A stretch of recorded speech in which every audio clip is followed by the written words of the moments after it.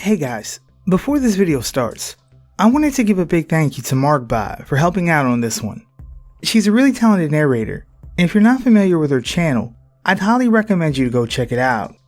There will be a link in this video description, and an annotation on screen at the end of this video.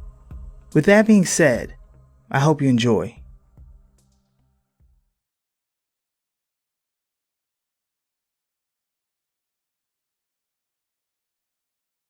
This happened to me a few years back, when I was 5. I was a pretty active kid. I'd go outside and play anytime I got the chance. That being said, because it was summer, I had every intention to run around outside, pretending with toy guns. Here's a couple of things you should know about the property I live on. Number 1. There's a fairly large pond to the north of our home. Only about 200 feet that you can easily get to on foot through a small forest between our house and the pond. There are several methods of getting to and from it, as we've cleared several paths over the years. Number 2. We live in a pretty rural area. We're close to other homes, don't get me wrong, but as far as we know, past our house everything to the north is a few miles of unexplored wilderness. Number 3. We live 100 feet from my grandmother's home. My parents had gone out that day. My dad was at work, and my mom was out getting groceries. I couldn't tell you where my grandfather was if I tried, but at that time, we were staying with my grandmother for a couple of hours, until one of our parents got home. My brother had laid down for a nap, as he was 2 at the time, and I decided to go out and play. My grandmother told me to stay close to the house, so I did. As unrealistic as it sounds, I knew, even at that age, that there were bad people in the world. And being the fact that we lived just down the road from an apartment complex, and we would frequently see junkies and other riffraff walking down the road in front of my grandmother's house, I knew this all too well. Something else that's notable: my grandfather would frequently take me over to the pond to fish. He'd always catch monstrous catfish, while I stuck to my sunfish and bluegills. But we had a rule that was absolutely stressed to my little brother and I from a young age. Do not go over to the ponds unless there's an adult with you. Even at 5, I knew the dangers of being alone in the wilderness without an adult.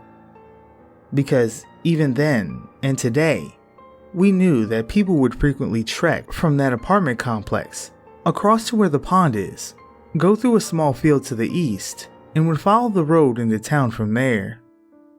So, I was outside playing with a toy gun or something, doing the general thing a 5-year-old would do, mouth sound effects and all, when all of a sudden, something stopped me. I had heard a voice. As far as I knew, I was the only one outdoors at that time. Then I heard the voice for a second time, and couldn't quite make out what it was saying. I checked the back and front door of my grandmother's home, just to be sure it wasn't her. It wasn't. Then I heard the voice a third time, and I knew where it was. It was coming from my house, but no one was there, and I knew this. So, curious 5-year-old me wandered the 100 feet to my home and started snooping around. I should mention that this voice was yelling something unintelligible from a distance. Not screaming, more calmly yelling. I heard the voice a 4th time halfway there, and I stopped dead where I stood. The voice wasn't coming from my house. It was coming from the pond. But what was more, was that the voice sounded like my mother's voice. I knew my mother wasn't home, and my grandmother was inside the house. The most eerie part about all of it was that the voice was yelling my name. Over and over again. They'd yell once, then they'd stop for about 5 seconds, and yell again. I knew my mom wasn't home. So, who could the voice be? Curious, after another time of hearing my name called out, I responded. Yeah? A few moments of silence followed this, a few seconds longer than before. Then finally, the voice called out my name again. Again I replied. And like clockwork, I heard my name being called out again, coming from the woods toward the pond. After this, I turned around and headed back. I don't know why, but I wasn't creeped out and I wasn't scared, just confused. I told my grandmother, but she chalked it up to be my imagination. Maybe it was, maybe it wasn't. Maybe somebody was in the woods calling out to someone else. Or maybe it was an animal making a sound that I misinterpreted to be my mother calling my name. Regardless, I know that I was convinced then, and even now, I'm still convinced that it wasn't my imagination. We still live on the property where this happened. I've never experienced anything else like this ever since.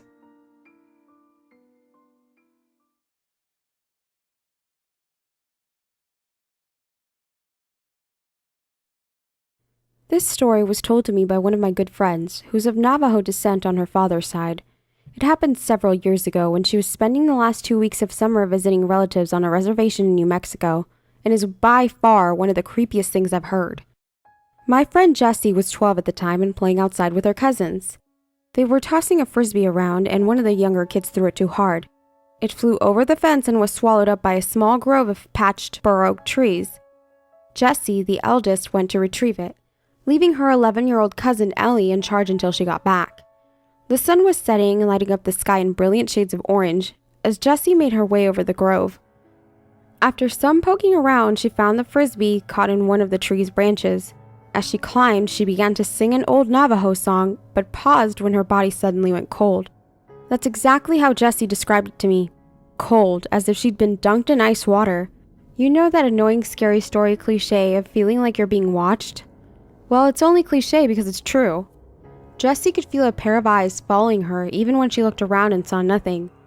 Seriously creeped out, she grabbed the frisbee and ran back to her grandmother's house, just in time to see the old woman step onto the porch and call for the kids to come inside. The true horror didn't start until several hours later. Jessie, her cousin Ellie, and Ellie's little sister Clara were asleep in their grandmother's guest room when Jessie woke up to the strangest sound she'd ever heard. She described it to me as a cross between radio static and the noise an old movie reel makes. At first it sounded distant, but after a minute or two Jessie realized it was getting closer. Beside her, Ellie rolled over and muttered, "What is that?" "Don't know," Jessie whispered. The girls waited, holding their collective breath. By now, the sound was right outside the window, and Jessie realized it was singing. At this point in her retelling of the story, Jessie went white and began glancing over her shoulder. She told me the song was the exact same one she'd been singing in the tree grove earlier. "It sounded so wrong," she said, rubbing her arms as if a cold breeze had rushed by her. "Remember when we listened to that clip of that very first recording of a human voice? How weird it sounded?" When I nodded, Jessie added, "It was like that, but a little clearer. Somehow that made it even worse." Jessie and Ellie were both terrified while Clara, unaware, slept on. Through the thin blue curtain over the window, they could see the dark shadow of something peering in at them. To this day, Jessie can't explain what motivated her to get up and see for herself, since she was scared shitless. Ignoring Ellie's protest, she slid out of the bed and walked across the room on shaky legs. As soon as she drew back the curtain, she regretted her decision. Staring back at her was the most horrifying creature she had ever seen. It had the head of an emaciated deer, with antlers like dead tree branches, and eyes so black they seemed to absorb the faint silver moonlight. It had a scrawny humanoid body with abnormally long arms and legs, and as Jessie stood there, caught in its hideous gaze, it raised a clawed hand and scratched the window, with a horrible screeching sound that made Jessie's skin crawl. It was Ellie's scream that jolted Jessie out of her terrified stupor. She stumbled across from the back window and landed on the carpeted floor. Clara woke up and began screaming too. Then their grandmother ran in and turned on the light. The thing at the window had vanished, leaving behind 3 long scratches in the glass and 3 terrified little girls. Jessie's grandmother managed to calm the hysterical children enough so they could tell her what had happened. As she listened, her age-weathered face became progressively paler. She hustled the girls downstairs to the living room and made up a bed for them to sleep on the couch. She then sat by them all night, and whenever one of them asked her what was going on, the old woman simply shook her head. Needless to say, Jessie and her cousins didn't sleep for the rest of the night. The next morning, Jessie's grandmother announced that everyone was to stay inside that day. No arguments. She looked so shaken nobody dared protest. Around noon, she called for a medicine woman to come and bless the house. Later, after the woman left, Jessie marched into the kitchen where her grandmother was loading the dishwasher. "Tell me what the thing was," she said bluntly. Her grandmother sighed and motioned for Jessie to sit down. "You have heard the legend of the skinwalkers, yes?" Jessie frowned and nodded, vaguely recalling the story. "So that was a skinwalker?" Her grandmother nodded. "Yes." "Grandma," said Jessie as the light dawned, "I think it overheard me singing in the tree grove yesterday." Her grandmother's dark eyes narrowed. "Why do you say that?" "Because it was singing that same song. You know the lullaby you used to sing to me when I was little?" Her grandmother was silent for a long time before whispering, "You are a very lucky girl, Jessica. But luck has its limits. From now on, you must be more careful." The look in the old woman's eyes as she spoke those words still haunts Jessie to this day. As I said earlier, that was years ago, 7 to be specific. Jessie has returned to the reservation many times, each without incident, but she has never set foot in the tree grove again, and probably never will. Jessie's grandmother died this past March, at the age of 87, and Jessie later moved in with her aunt for the summer so she could help clean up the old house, which the family was going to rent out. She had been there for about a week when I went there to visit her. On my first night, we sat on the porch and drank some beers, and I found my eyes drifting towards the tree grove. "So that's where it all happened?" Jessie shuddered and nodded. "Yep. Tomorrow I'm taking you to the medicine woman and have her bless you." "Is that really necessary?" The look Jessie gave me nearly turned me to stone. "You think nothing will happen to you because you're white? But when you're in Navajo territory, you're in Skinwalker territory. Take caution." I nodded. "Yes." That night I swore I heard the radio static outside the house. When I brought it up to Jessie the next morning, she didn't speak but grabbed my arm and practically dragged me to the medicine woman, where I was blessed. Nothing happened for the rest of the trip, and I went back to the city unscathed. I didn't post this here with the intention of teaching a moral, but I suppose if there is something to be learned from the story of the singing skinwalker, it's that there are things out there we can't explain. The look in Jessie's eyes when she recounted her experience told me everything I needed to know. What she saw truly horrified her, and all I can say is, I'm grateful I didn't have to go through it myself.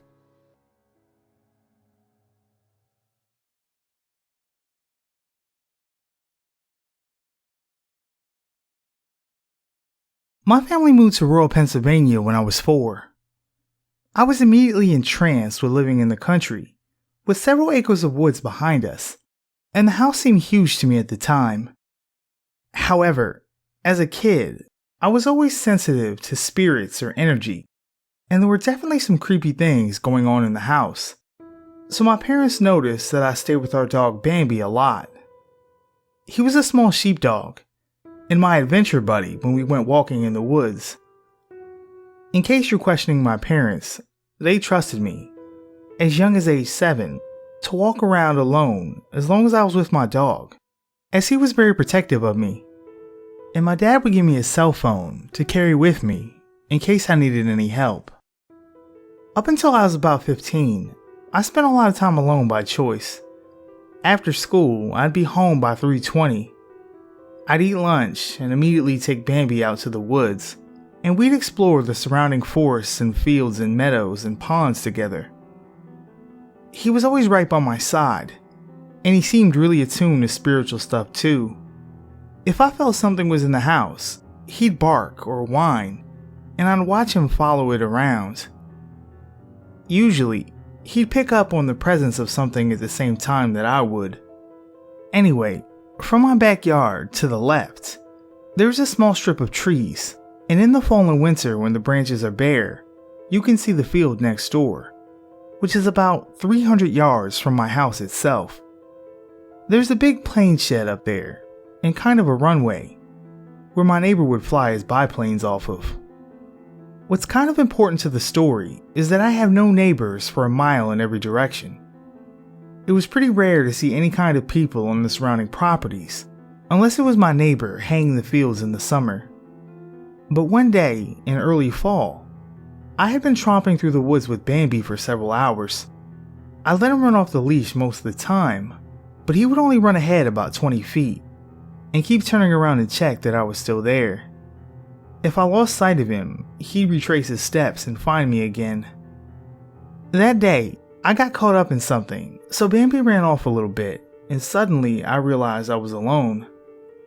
Suddenly, there was a lot of crashing deeper in the woods, and I heard Bambi's alarm bark, and a lot of yelping, and then some screeching. Raccoons and gophers make really fucking scary distress sounds, so I figured that's what it was. So I called Bambi and he popped out of some brush, covered in pickers, and since I was spooked, I ran right back home with him.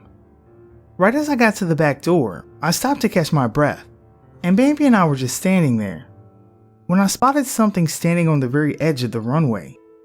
It ran along the higher end of the field, and then there was a steep drop off the edge of the hill at the very end of it. They didn't appear to be wearing anything distinctive, but even in the dusk, I could see that they appeared completely black, or everything about them was very shadowy and dark. This is the part that gives me shivers now. They were standing facing off the runway, and then I saw them hunch over, then slowly raise their head and yell, "Bambi," in the same high voice I would use to call him. They had the same vocal inflection as me too, but it sounded like they were trying really hard to sound just like me. Next to me, Bambi tucked his tail under, lowered his head, and growled softly. They called again, but this time it sounded like they were losing their voice, as if they'd been calling for a while. In my 8-year-old logic, I assumed that someone was trying to steal my dog, but why would they stand in the middle of the field and be obvious about it? When I told my parents about it that night, they just dismissed it. The next day, I went to my cousin's house 2 miles up the road, and my uncle told me about an animal he saw the night before that he was trying to identify. He said it looked like an emaciated cow, sprinting across the bridge over the creek, which is about 300 yards from the runway.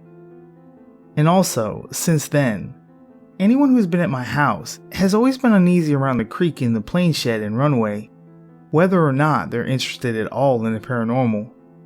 I know that a lot of deaths happen in nature, but I've also found several goats ripped up in the field, and the nearest house with any amount of goats or farm animals is nearly 4 miles away. And a lot of unexplained things have happened up there.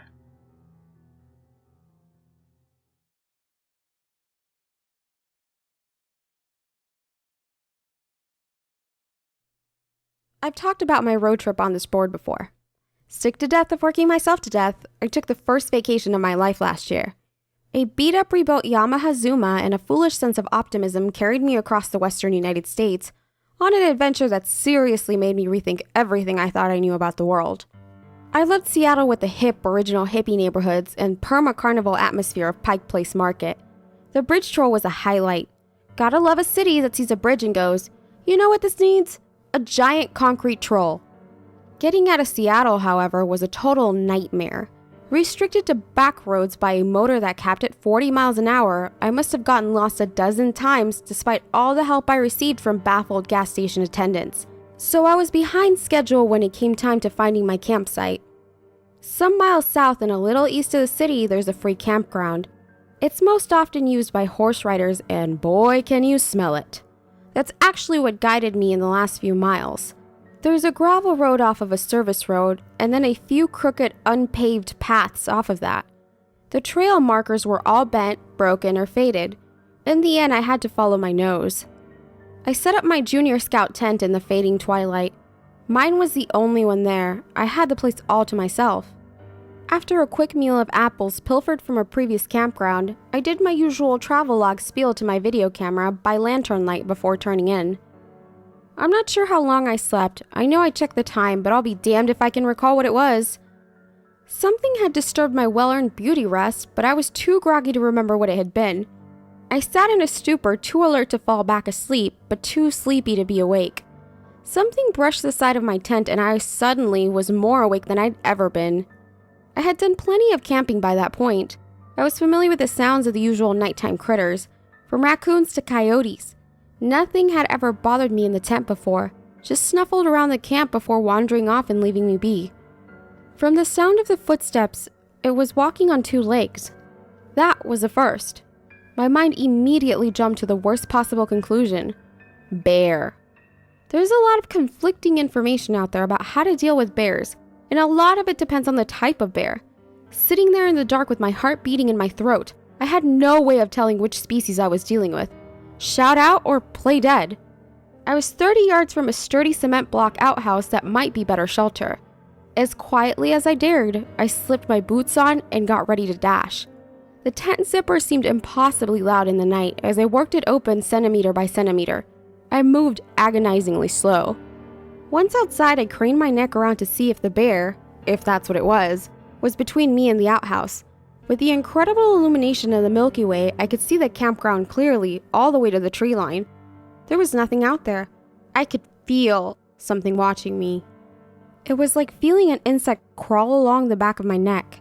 There was no logical way for me to know something had its eyes on me, but out there in the dark, in the middle of nowhere, all alone, I couldn't dismiss it.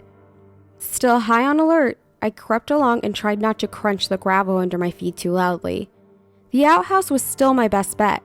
The door was propped open by a stone, but inside there was a heavy-duty bolt lock. I would have to spend the night surrounded by the smell of not only horse, but also human poop, but I figured that was a fair trade for not getting mauled or eaten. My hand was on the latch when I heard the awful crunch of footsteps and gravel behind me. I kicked the stone propping the door open out of the way and slammed the heavy metal door shut, no longer caring how much noise I made. Whatever was on the other side had thumbs. Something tugged on the door as I struggled to bolt it shut. I won, but it was close. There was a metal mesh along the top of the structure for ventilation. Through it, I heard the bellows of heavy breathing that matched my own. My phone was back in my tent because I'm an idiot. There was no way to tell time. The same stupid impulse that brought me out here in the first place kicked in. I had to know. Hello? Silence. Maybe they hadn't heard me, and then... Hello? The voice was feminine like my own, and the sound of it was a kick to the gut. I couldn't even tell you why it made me so uneasy. The sensation was like when you're walking upstairs and you're expecting another step, but your foot comes down on an empty space. I'm sorry, I thought I was alone, I said. I'm alone. Every syllable was jarring. I'm sorry I freaked out. I didn't know there was anyone else here. Sorry. I'm here. You'd think now that I knew it was another camper, I would have opened the door, but I never did. Some deeply buried instinct in me kept me from taking my hand off the bolt. You scared the crap out of me. Are there more tent sites out in the trees or something? I'm something. There are more. Her words made me sick to my stomach. Again, I couldn't have even told you why, only that they did. From her odd syntax, I guess English wasn't her first language. Do you need to go? Use the bathroom, I mean? Because I'm going to be in here a while. I wouldn't have opened the door even if it was my mother standing on the other side. You need to go. Her grasp of English was improving with every sentence. There was something weird about that. Look, I'm sorry if I scared you, but you started it by creeping around in the dark. I won't come out. Can you go somewhere else? I'll be gone in the morning, I promise. I just wanted to sleep in peace. You need to be gone. I promise you, I creep in the dark. You won't be here in the morning. Fear cemented my mouth shut. The more I spoke, the more she did, and I didn't want to hear her voice anymore. I'm sure that makes me sound like a bigot or something, but I had the feeling I was feeding words to her, and the feeling was not pleasant. It felt like she was hungry for them. The same instinct that told me to keep quiet the first time kept me from running my dumb mouth off again. I was either dealing with someone who was not mentally well, or was something else entirely. There was a threat in her words or the way she spoke them, and I had no doubt she would be able to carry out her threat. I kept my hands on the bolt while I cramped, and the first rays of sun crept sluggishly through the mesh at the top of the walls of my shelter. It wasn't until the sun was strong enough to make me sweat in my self-imposed prison that I felt brave, stupid, enough to speak again. Hello, are you still out there? Hello? Anyone? There was no answer, which was the best outcome I could hope for. I opened the door. My tent was untouched, at least from a distance. The oppressive feeling of being watched had dissipated. I dressed and broke down camp in record time. My moped cranked to life, but it wasn't until I went to put my helmet on that I saw the footprint. I'd kicked that rock pretty far. It was close to my bike. Naturally, I went over to it. I had to know. In a clear outline of fresh mud, there was a single print on the smooth gray of the stone. Not human, but a hoof, like that of an unshod horse or goat. It was so fresh, so vivid. It hadn't been there last night when I used the bathroom before I'd gone to bed. In the soft mud in front of the outhouse door were more of the same, some of them on top of my own boot prints. If you want to go looking for whatever the hell it was, be my guest.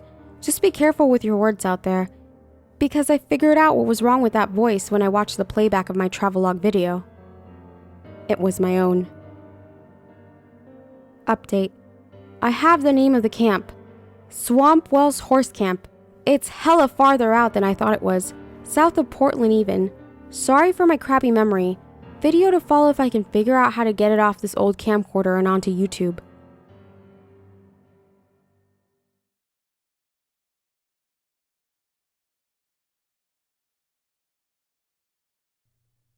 This story takes place about 2 years ago.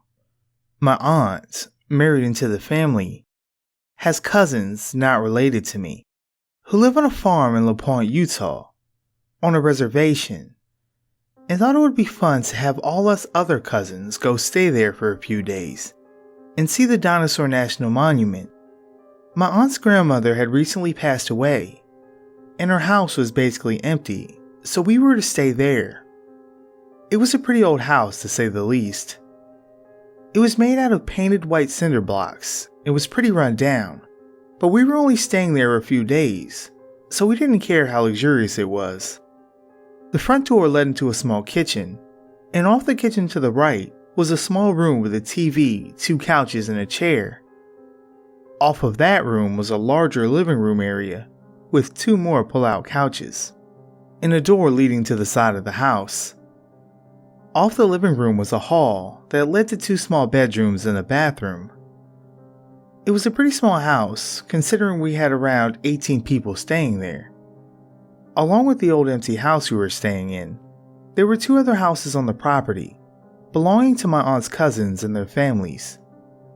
These were the only houses for about 2 miles. There were 12 kids in total, ranging from ages 3 to 16, me being the oldest, as well as 2 other kids who lived in the other houses, who wanted to come stay with us. We all slept on pull-out couches and the floor. Other than the parents, there were 2 other people who were staying there. They were soon to be married, so they were staying there for a few days before the wedding. It was a whole big mess of people, but bear with me. They didn't want to sleep in the same house because they weren't married, so the guy, we'll call him B, was sleeping in a small camper outside, while his fiancée slept in one of the bedrooms. Now, we can get to the actual creepy shit.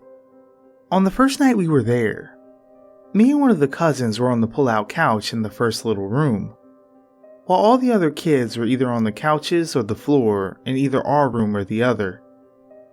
It was about midnight. Most of the kids were already asleep. We were watching Disney movies and dozing off when we started to hear strange noises outside in the direction of a nearby field. It sounded like a low growling and panting, but not entirely like it was coming from an animal. There was just this weird human-like sound to it. I assumed it was some sort of stray animal and got up to see when one of the other kids who lived next door, we'll call him L, jumped up and told me to just ignore it and go to sleep. I was really confused, and the noises were still happening, but the terrified look on his face told me I should listen. The creature would pace around the house and stop by the door in the kitchen for a few minutes before continuing to circle the house. Neither of us got any sleep that night. The next night was basically the same setup. Kids sleeping everywhere, movies playing, a few people still dozing off. I was exhausted from the night before and managed to fall asleep when I was woken up by one of the youngest kids quietly crying and crawling into bed with me. We'll call him A.